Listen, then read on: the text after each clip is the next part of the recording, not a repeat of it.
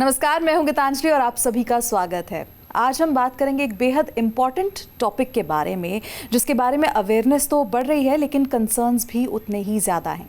बात होगी कैंसर के बारे में, जिसके केसेस सिर्फ भारत में ही नहीं बल्कि पूरी दुनिया में तेज़ी से बढ़ रहे हैं। साल 2024 में भारत में कैंसर के 15 लाख से ज़्यादा केसेस रिपोर्ट हुए थे, जो साल दर साल बढ़ते नज़र आ रहे हैं और ग्लोबली भी सिचुएशन सीरियस है। तो आज इसी इम्पॉर्टेंट टॉपिक पर विस्तार से बात करने के लिए हमारे साथ हैं doctor Ankita Patel, director oncology apex hospital Varanasi, जिन्होंने अपने काम से भारत को ग्लोबल ऑन्कोलॉजी मैप पर एक स्ट्रॉन्ग पहचान दी है। आपको बता दें कि डॉक्टर पटेल को एक ही दिन में 175 कैंसर पेशेंट्स को एडवांस्ड रेडिएशन थेरेपी देने के लिए एशिया बुक ऑफ रिकॉर्ड्स ने सम्मानित किया है। इसके साथ साथ उनके डिपार्टमेंट ऑफ ऑन्को रिहैबिलिटेशन ने भी एशिया बुक ऑफ रिकॉर्ड्स में एक दिन में 104 पेशेंट्स को ट्रीट करके एक प्रेस्टिजियस रिकॉर्ड बनाया है। तो आइए उनका स्वागत करते हैं। Doctor Ankita, a very warm welcome to the show. Thank you Geetanjali. तो डॉक्टर अंकिता, बेसिक से शुरुआत करते हैं। कैंसर आखिर होता क्या है और ये हमारी बॉडी में कैसे डेवलप होता है? कैंसर जब हमारे शरीर की जो सेल्स होते हैं वो एबनॉर्मल तरीके से बढ़ने लगते हैं, वो कैंसर में कन्वर्ट हो जाते हैं। मैं समझाना चाहूँगी, हमारा जो शरीर है वो ट्रिलियंस ऑफ सेल से बना हुआ है। मुंह का सेल अलग होगा, हाथ का सेल अलग होगा, ब्लड सेल्स अलग होते हैं, लंग का सेल अलग होगा। सभी सेल का अपना एक काम होता है, वो बनते हैं, अपना काम करते हैं, डिवाइड करते हैं, फिर डेथ हो जाती है। बट अगर कभी कोई ऐसा म्यूटेशन हो गया कि वो एबनॉर्मल तरीके से बढ़ने लगे और उसके बाद और म्यूटेशंस बढ़े, जिसकी वजह से वो अगल बगल ऑर्गन्स में इन्फिल्ट्रेट करा, शरीर के दूसरे पार्ट में फैला, तो ये जो म्यूटेशंस की वजह से सेल के नेचर में चेंज हो जाता है, इसी को हम कैंसर कहते हैं। कैंसर कहीं बाहर से नहीं आता, बाहर के फैक्टर्स होते हैं, जैसे कि आपके टोबैको है, उसमें कार्सिनोजेंस होते हैं, कैंसर करने वाले तत्व होते हैं। अल्कोहल लिया है या पोल्यूशन है, बहुत सारे केमिकल्स हम ले रहे हैं, कहीं ना कहीं वो हमारी बॉडी को इरिटेट करते रहते हैं। इसके अलावा हार्मोन्स, अगर ईस्ट्रोजन बहुत ज़्यादा है तो उसकी वजह से ब्रेस्ट कैंसर और एंडोमेट्रियल कैंसर होता है। तो कुछ भी एक्सटर्नल या इंटरनल एजेंट अगर आपके शरीर के इक्विलिब्रियम को चेंज करते हैं, नॉर्मल सेल को एबनॉर्मल कर देते हैं और वो एबनॉर्मल तरीके से बढ़ने लगता है, तो इसी को हम कैंसर कहते हैं। और हमारा शरीर बहुत अच्छे से बना हुआ है, सेल्स नॉर्मली भी डिवाइड करते हैं, उसमें गलतियां होती हैं, म्यूटेशंस होते हैं, बट रिपेयर एंजाइम्स होते हैं, जिसकी वजह से ये गलतियां ठीक हो जाती हैं। जब गलतियां बढ़ जाती हैं और रिपेयर एंजाइम्स या जो रिपेयर मैकेनिज्म होता है ये अच्छे से काम नहीं करता, फिर वो सेल एबनॉर्मल तरीके से बढ़ता है और म्यूटेशन एब्जॉर्ब करता है और वो कैंसर में परिवर्तित हो जाता है। तो मैं यही जानना चाह रही थी डॉक्टर अंकिता कि कैंसर के अगर टाइप्स की हम बात करें तो मेजर टाइप्स कौन से होते हैं और कौन से ऑर्गन्स इनसे सबसे ज़्यादा कॉमनली इफेक्ट होते हैं? तो जैसे मैंने बोला कि हमारे शरीर में जितने तरह के सेल्स हैं उतने तरीके का कैंसर हो सकता है। अगर हम ब्रॉडली डिवाइड करें तो 85% कार्सिनोमाज होते हैं, जो कि एपिथेलियल लाइनिंग से होते हैं। तो आप मुंह के कैंसर की बात करेंगे, बक्कल म्यूकोजा या मुंह में कोई भी कैंसर, वो एपिथेलियल कैंसर होता है। ब्रेस्ट कैंसर हो सकता है, कोलन की लाइनिंग हो सकती है, जो इंटेस्टाइन की लाइनिंग हो सकती है, लंग की लाइनिंग होती है। तो बेसिकली ये दो तरीके का होता है, squamous cell carcinoma and adenocarcinoma. इसके अलावा जो हमारे बोन हो गए, मसल्स हो गए, कनेक्टिव टिश्यूज हो गए, उनके जब कैंसर होता है तो उसको हम सार्कोमास कहते हैं। इसके अलावा लिम्फोमास और ल्यूकीमियाज, ये ब्लड सेल्स के कैंसर होते हैं। तो ब्रॉडली ये 3 डिवीजन है। इसके अलावा हम डिवाइड करते हैं कि ओरिजिन कहाँ से है। तो जैसे कि मैंने मेंशन किया, जितने तरीके के सेल्स होते हैं उतने तरीके का कैंसर हो सकता है। और अगर हम कॉमन कैंसर्स की बात करें तो मेल और फीमेल में मैं बताना चाहूँगी इंडियन पर्सपेक्टिव में। अगर हम फीमेल्स की बात करें तो breast cancer, cervical cancer, lung cancer, GI cancer, ये कॉमन कैंसर्स हैं। और अगर हम मेल्स की बात करें तो oral cavity cancer, lung cancer, prostate cancer और कोलोरेक्टल कैंसर्स, ये कुछ कॉमन कैंसर्स हैं। तो डॉक्टर पटेल, क्या कैंसर जेनेटिक होता है? क्या ये पेरेंट्स से बच्चों में ट्रांसफ़र हो सकता है? ये बहुत अच्छा क्वेश्चन है और मैं आपको क्लिनिकल प्रैक्टिस में बताती हूँ। काफ़ी बार पेशेंट आते हैं, स्पेशली अगर फीमेल हैं, तो काफ़ी बार उनका यही होता है कि मैडम मेरी बेटियां हैं, तो क्या अगर मुझे कैंसर हुआ है तो क्या इनको कैंसर हो सकता है? तो ये बहुत पर्टिनेंट क्वेश्चन है। तो 2-3 चीज़ें मैं बताऊंगी। पहली चीज़ कि आप सिर्फ 5 to 10% कैंसर्स जो होते हैं वो जेनेटिक कैंसर होते हैं, जो जनरेशन टू जनरेशन पास होता है। मैक्सिमम कैंसर जो होते हैं वो सोमैटिक होते हैं, मतलब ड्यूरिंग योर लाइफ टाइम आपने कैंसर एक्वायर किया है due to maybe your lifestyle, maybe due to pollution या मे बी वायरस। तो ये कैंसर जो है कभी नेक्स्ट जनरेशन में ट्रांसफर नहीं होते हैं। जो मैंने 5 to 10 बोला, ये जर्म लाइन म्यूटेशन की वजह से होता है जो हर जनरेशन में पास होता है। फॉर एग्जाम्पल, अगर हम एक म्यूटेशन की बात करें, ब्रेका म्यूटेशन, BRCA1 BRCA2, तो अगर किसी फैमिली में ये अगर म्यूटेशन रन कर रहा है तो उसमें फीमेल्स में ब्रेस्ट ओवेरियन कैंसर होने की संभावना बढ़ जाती है। ना केवल फीमेल्स, मेल्स में भी प्रोस्टेट, पैंक्रियास और मेल ब्रेस्ट कैंसर होने की संभावना बढ़ जाती है। इसी तरीके से लिंच सिंड्रोम होता है। अगर किसी की फैमिली में लिंच सिंड्रोम है पॉजिटिव, तो उनमें कोलोरेक्टल कैंसर और एंडोमेट्रियल कैंसर होने की संभावना ज़्यादा होती है। फिर क्वेश्चन आता है कि इसको डिटेक्ट कैसे करें। तो अगर कैंसर यंग एज में हो रहा है या एक ही फैमिली में मल्टीपल लोगों को कैंसर हो रहा है, या फिर बहुत यंग एज में अगर कैंसर हो रहा है, या बहुत रेयर टाइप का कैंसर है, तो ये कुछ क्लिनिकल हिंट्स होते हैं जहाँ पे हमें क्लिनिशियन को अलर्ट होना पड़ता है कि इस फैमिली को जेनेटिक काउंसलिंग करानी चाहिए और जेनेटिक टेस्टिंग करानी चाहिए। इससे फ़ायदा ये होता है कि अगर हमारे पास, हमें पता होगा कि ठीक है इस फैमिली में जेनेटिक कैंसर है, तो पहले तो हम प्रिवेंट कर सकते हैं प्रॉपर स्क्रीनिंग और प्रिवेंटिव मेजर से। और दूसरी चीज़ है कि इन जेनेटिक म्यूटेशंस के अगेंस्ट अब बहुत अच्छी मेडिसिन आ गई है। तो अगर किसी को कैंसर डेवलप भी हो गया और म्यूटेशन की वजह से, तो हम उसके अगेंस्ट मेडिसिन या टारगेटेड थेरेपीज देके हम और बेटर रिजल्ट दे सकते हैं। ऑलराइट, तो अब मैं ये जानना चाहती हूँ कि किन लोगों को कैंसर होने का सबसे ज़्यादा रिस्क होता है?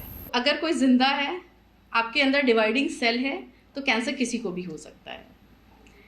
अगर आप टोबैको का यूज़ करते हैं, इंडिया में और world wide 30% cancer tobacco and tobacco products की वजह से है।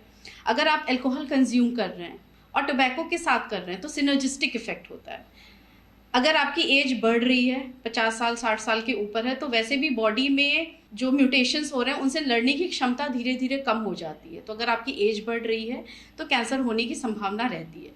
इसके अलावा अगर कोई ओबीज है, फैट है, तो उनमें कुछ कैंसर जैसे कि ब्रेस्ट कैंसर हो गया या एंडोमेट्रियल कैंसर हो गया, ये होने के चांसेस ज़्यादा होते हैं। इसके अलावा अगर आप बहुत पोल्यूटेड जगह पे रहते हो, जहाँ पे एयर पोल्यूशन बहुत ज़्यादा है, तो आप अपने अंदर केमिकल बहुत ज़्यादा ले रहे हो, उनमें कैंसर होने की संभावना ज़्यादा होती है।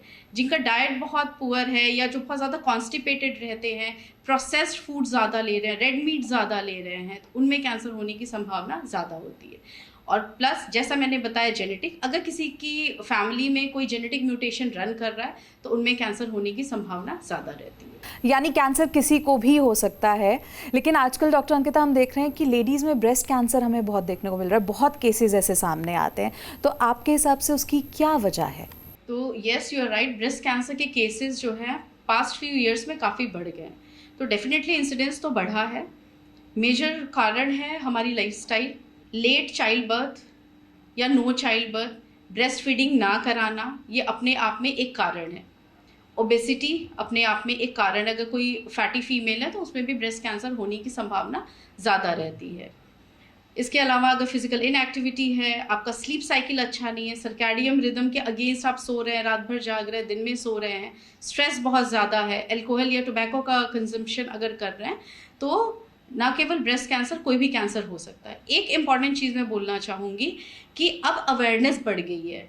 अब हमारे पास केसेस आ रहे हैं, पहले रजिस्ट्री ही नहीं होती थी। कितने कैंसर पेशेंट है, पहले बहुत ज़्यादा एक्टिव हॉस्पिटल बेस्ड और पॉपुलेशन बेस्ड कैंसर रजिस्ट्रीज नहीं होती थी, तो हमें जो नंबर दिखता था वो एक्चुअल नंबर कम होता है, मतलब जो दिखता है वो एक्चुअली कम होता था, ग्राउंड रियलिटी कुछ अलग होती थी। अब क्या है, better diagnostic tool, number of hospitals बढ़ गए हैं, पेशेंट अब ज़्यादा अवेयर हो गए हैं, सोशल मीडिया की वजह से उनको अब ज़्यादा इन्फॉर्मेशन मिल रही है, हॉस्पिटल्स आ रहे हैं, डिटेक्ट जल्दी हो रहे हैं, ट्रीट हो रहे हैं, तो इसलिए नंबर्स भी ज़्यादा अब रिफ्लेक्ट हो रहा है। तो इंसिडेंस बढ़ा है due to lifestyle and other factors, plus patient is now reporting to hospital which is now registered, तो इसीलिए हमें नंबर ऑफ केसेस वैसे भी ज़्यादा देखने को मिल रहा है। मुझे लगता है कि हमारी फैमिली में जैसे हम डाइनिंग टेबल कॉन्वर्सेशन करते हैं, तो health should be one important topic जो हम बात करें।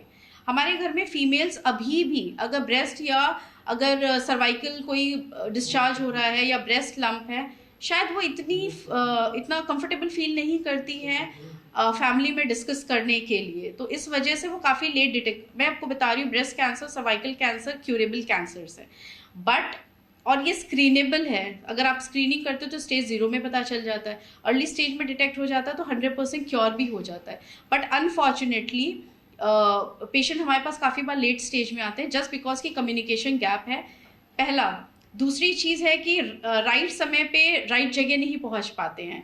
पहले सेल्फ मेडिकेशन करेंगे, खुद से दवा लेके खाएंगे, नहीं आराम मिलेगा तो कहीं दिखाएंगे, फिर अब मल्टीपल ओपिनियंस लेंगे।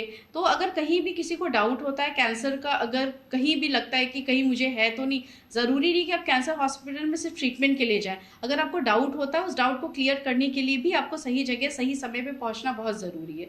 तो ये जो रेफरल डिले होता है वो एक बहुत इंपॉर्टेंट फैक्टर होता है। और तीसरी और इम्पॉर्टेंट है, लोगों को लगता है कैंसर हो गया अब तो बहुत खर्चा हो जाएगा। ये एक एम्बेडेड थॉट है जो अभी हमें सोसाइटी से हटाना बहुत ज़रूरी है, क्योंकि अब बहुत सारे फाइनेंशियल एड्स आ गए हैं।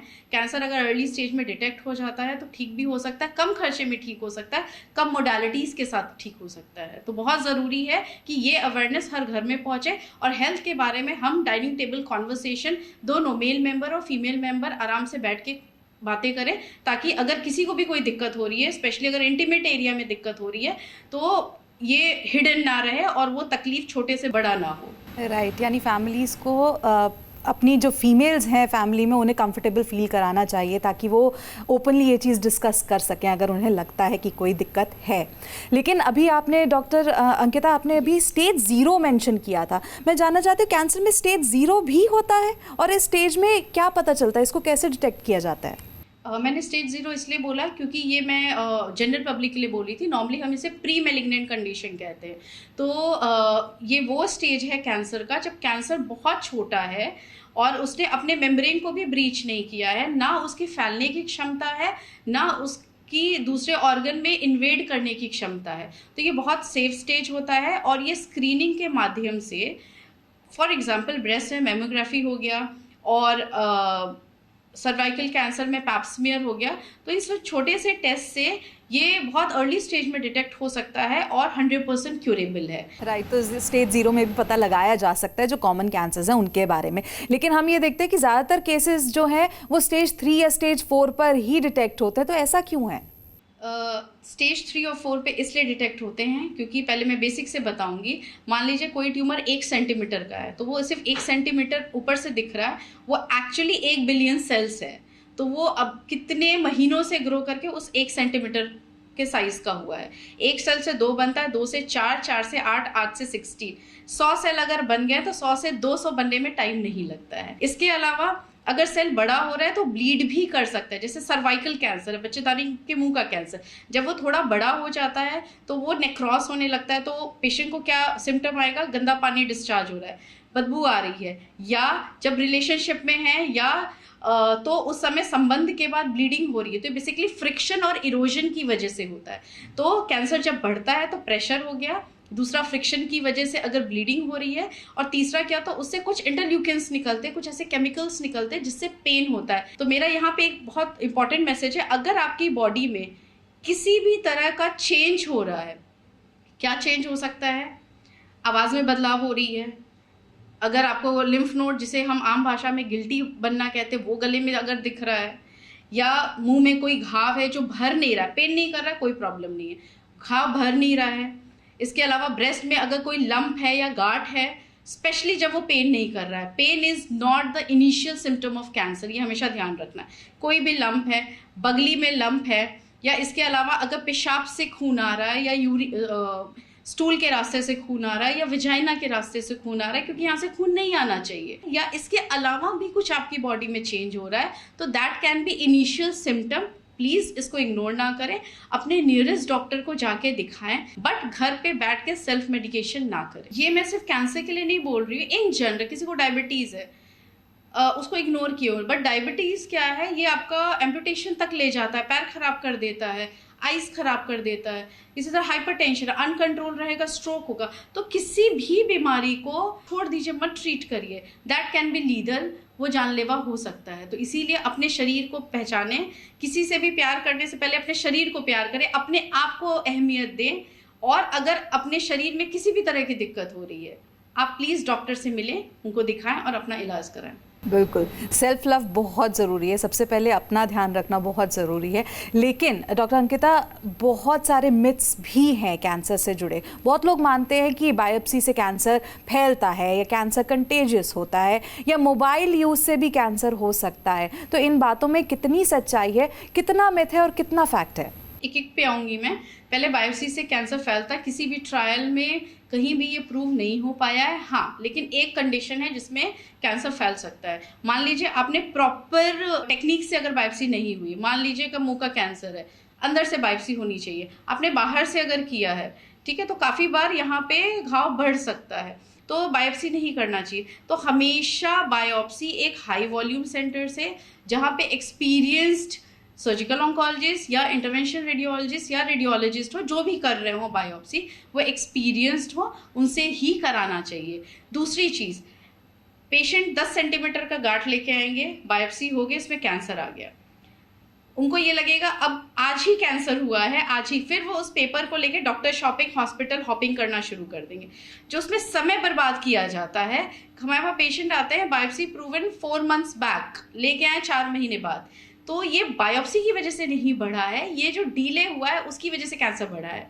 लेकिन जो कल्प्रिट बनता है वो बायोप्सी, क्योंकि किसी ना किसी को तो एक ब्लेम गेम करना ही है। तो बायोप्सी की वजह से कैंसर फैला है, तो बायोप्सी की वजह से नहीं फैलता है, डिले की वजह से और कभी कभी रॉन्ग टेक्निक की वजह से हो सकता है, लेकिन ज़्यादा बड़ा फैक्टर है delay.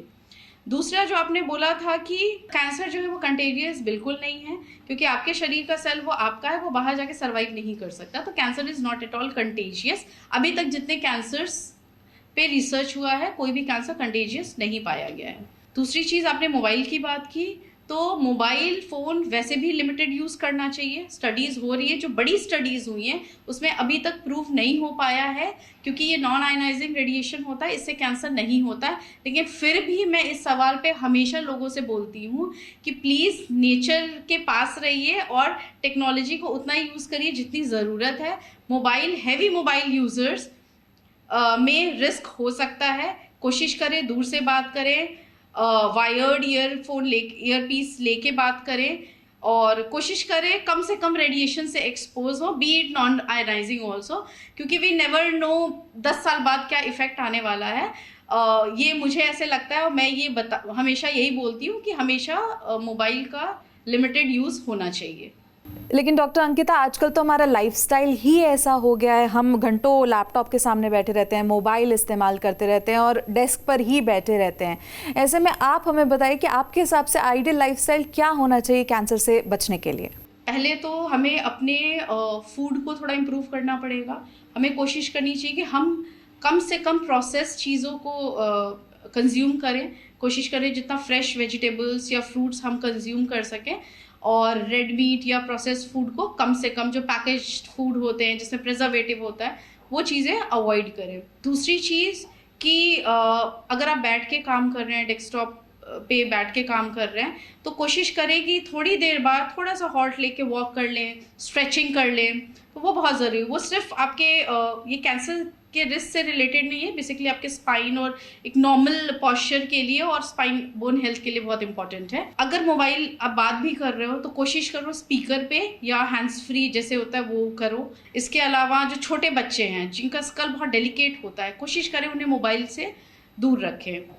So this is not related to cancer only, but ये इन जनरल हर डॉक्टर सबसे बताते हैं, तो ये बेसिकली मोबाइल से रिलेटेड हो गया। इन जनरल फिजिकल एक्टिविटी कोशिश करें 150 मिनट्स पर वीक, कुछ ना कुछ फिजिकल एक्टिविटी, ज़रूरी नहीं कि आप दौड़े ही, आप ब्रिस्क वॉक कर लीजिए, थोड़ा पसीना आना चाहिए, ब्रिस्क वॉक कर सकते हैं, स्ट्रेचिंग कर सकते हैं, योगा, मेडिटेशन, कार्डियो करना, मतलब any form. So you start with any form of exercise. हम पहले ही सोचे कि हम जाके वेट ट्रेनिंग करना शुरू कर देंगे, तो प्रैक्टिकली, टेक्निकली और थियोरेटिकली करना चाहिए, यस, बट काफ़ी बार प्रैक्टिकली वो चीज़ पॉसिबल नहीं हो पाती है, तो at least you start with something minimal. तो ये हो गया फिजिकल हो गया। एक इम्पॉर्टेंट फैक्टर है जो हम सभी को पता है, जो हर पैकेट पे लिखा होता है, तंबाकू का प्रयोग ना करें, बिल्कुल शुरू ना करें, और अगर आपने शुरू भी किया तो उसको प्लीज़ बंद कर दीजिए। तो टोबैको और अल्कोहल का कंजप्शन ना के बराबर होना चाहिए। आप किसी भी स्टेज पे हो, चाहे आप 10 साल से स्मोक कर रहे हो या हो सकता है आपने 1 साल से शुरू किया, हर समय सही होता है उससे एडिक्शन को अपना रोकने का। तो बहुत ज़रूरी है कि हम, क्योंकि 30% ऑफ कैंसर जो हैं ये अल्कोहल और टोबैको की वजह से होता है। 2 कैंसर्स हैं जिसके अगेंस्ट वैक्सीन अवेलेबल है। एक है सर्वाइकल कैंसर HPV वैक्सीन, जो कि ना सिर्फ cervical cancer but vagina, vulva, anal cancer, penile cancer और ओरोफेरिंजियल कैंसर से प्रिवेंट करता है। इसके अलावा हेपेटाइटिस बी जो कि लिवर कैंसर कॉज करता है, इसके अगेंस्ट वैक्सीनेशन। तो ये 2 कैंसर्स ऐसे हैं जो कि वैक्सीन के द्वारा प्रिवेंट हो सकते हैं। मोस्ट इंपॉर्टेंट चीज़ है स्क्रीनिंग। कुछ कैंसर्स ऐसे हैं जिसके अगेंस्ट स्क्रीनिंग इन प्रैक्टिस है, जैसे कि ब्रेस्ट कैंसर हो गया, सर्वाइकल कैंसर हो गया। ब्रेस्ट कैंसर में मैमोग्राफी है, सर्वाइकल में पैप स्मीयर है, तो ये ज़रूर कराना चाहिए। 40 to 60% कैंसर्स हमारे लाइफस्टाइल, हमारे डाइट, हमारे वेट, हमारी फिजिकल एक्टिविटी की वजह से होता है। तो अगर हम 40 to 60% कैंसर का रिस्क अगर हम सोसाइटी में रिड्यूस कर सकते हैं तो ये काफ़ी सिग्निफिकेंट नंबर होगा।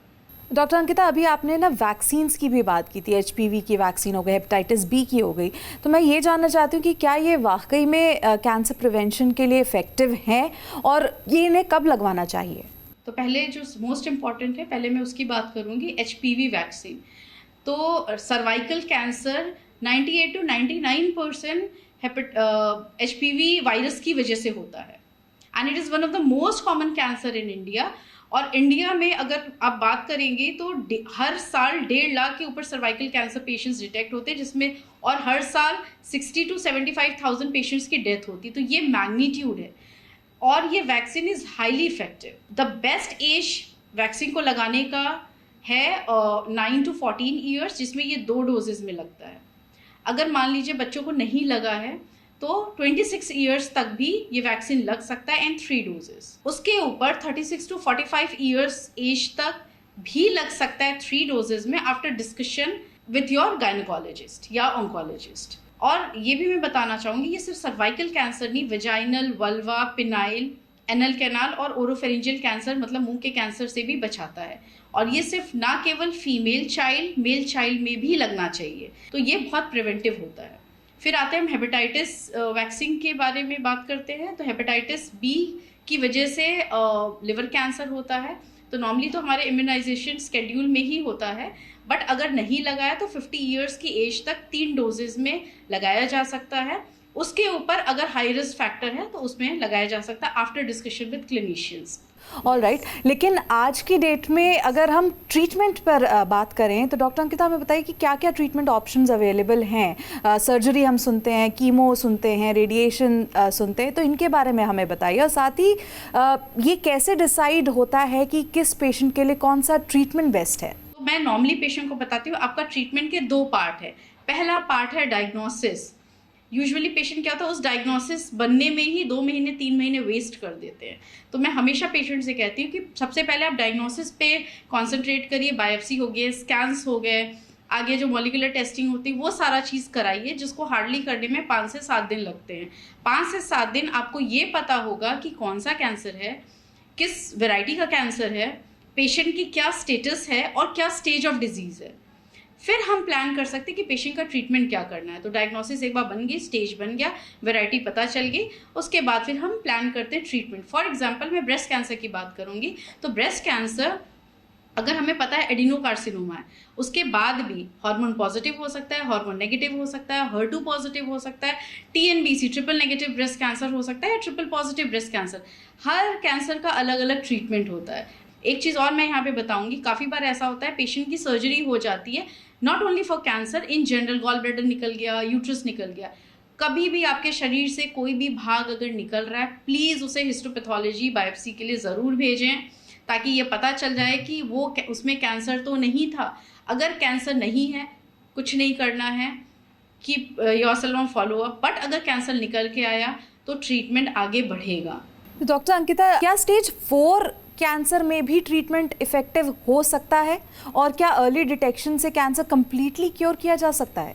ओके, तो ये 2 डिस्टिंक्ट सवाल हैं। पहला मैं बताऊंगी अर्ली डिटेक्शन। तो यस, अगर अर्ली डिटेक्ट हो जाता है तो कैंसर क्यूरेबल होता है, ठीक हो सकता है। और अगर मान लीजिए आपका घर है, उसमें दीमक एक जगह छोटी जगह लगा है, तो शायद कम पैसे में, कम इंटरवेंशन से वो ठीक हो जाए, राइट। पूरे घर में दीमक लगा है तो आप कभी नहीं बोल सकते हो कि हम 100% हटा देंगे, कहीं ना कहीं नुकसान होना ही होना है। तो क्वेश्चन 1, यस, अगर अर्ली स्टेज में डिटेक्ट होता है तो क्योर पॉसिबल है।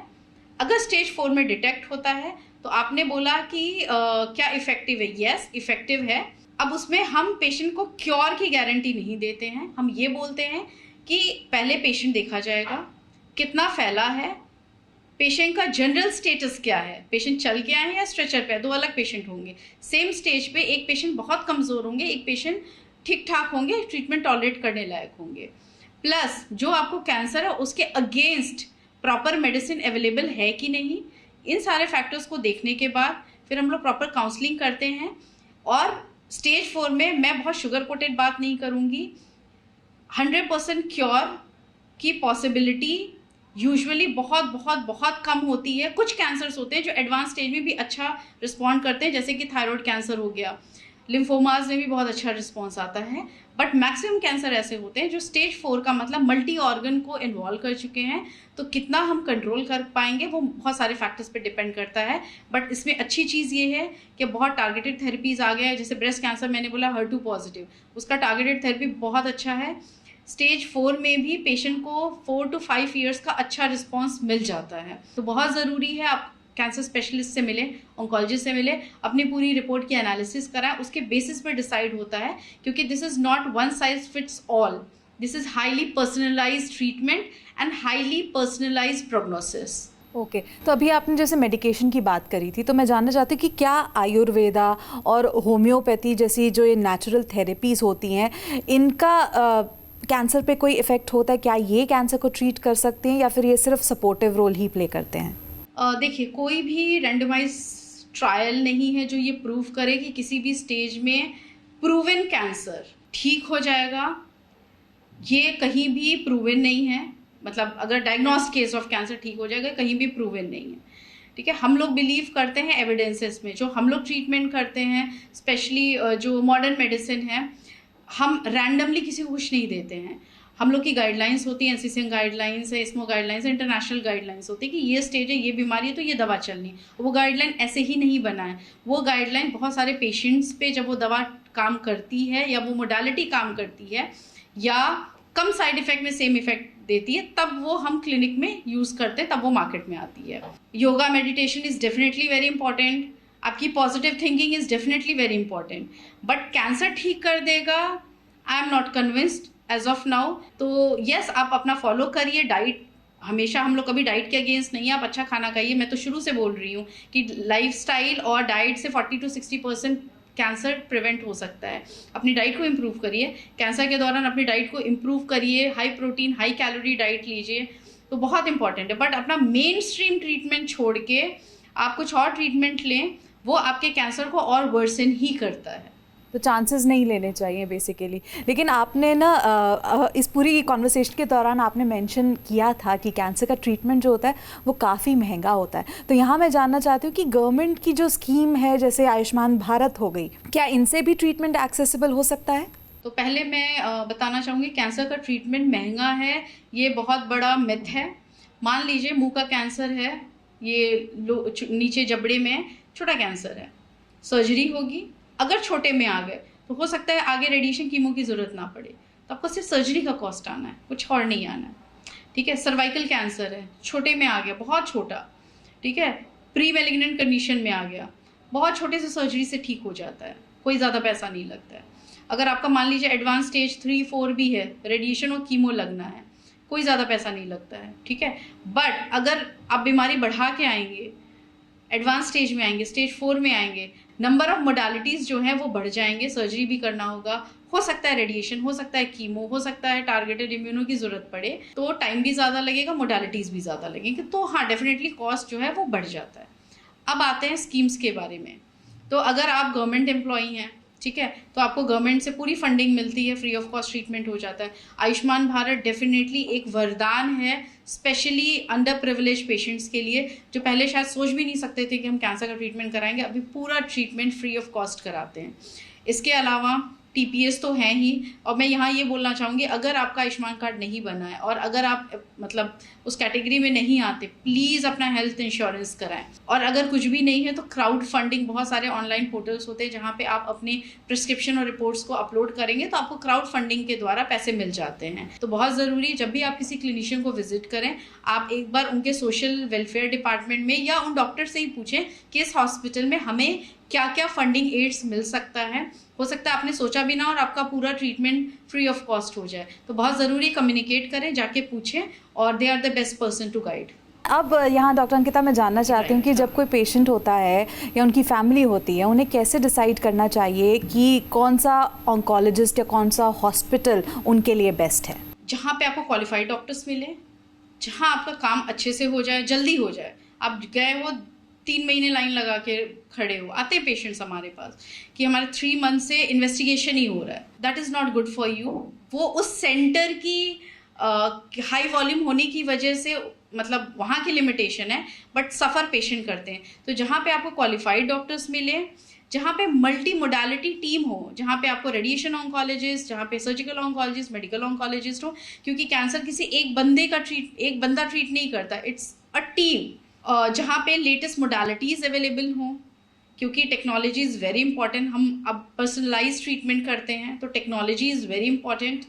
और जहाँ पे आपका काम जल्दी हो, और अगर जहाँ पे फंडिंग अवेलेबल हो जाती है तो डेफिनेटली जो फाइनेंशियल प्रॉब्लम आती है जिसकी वजह से कुछ पेशेंट का ट्रीटमेंट रुक जाता है, अगर आपको फाइनेंशियल एड भी उस हॉस्पिटल में मिल जाता है, इसको फिर भी मैं 3rd या 4th कैटेगरी में रखूँगी, क्योंकि अगर पैसे नहीं होंगे तो पेशेंट काफ़ी बार ट्रीटमेंट नहीं करा पाते हैं।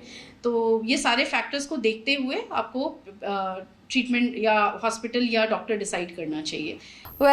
इसी के साथ डॉक्टर अंकिता, मैं आपका धन्यवाद कहना चाहूँगी कि आप हमारे साथ जुड़ी आज और आपने कैंसर डिटेक्शन और ट्रीटमेंट से जुड़ी इतनी इम्पॉर्टेंट जानकारी हमसे साझा की। Thank you so much for joining us today. Thank you Geetanjali. तो ध्यान रखिए कि जब बात कैंसर की आती है तो अवेयरनेस के साथ साथ टाइमली ट्रीटमेंट सबसे ज़्यादा ज़रूरी होता है, और हाँ, साथ ही लाइफस्टाइल भी आपका सही होना चाहिए। तो इसी के साथ आप सभी का भी बहुत बहुत धन्यवाद हमारे साथ जुड़ने के लिए।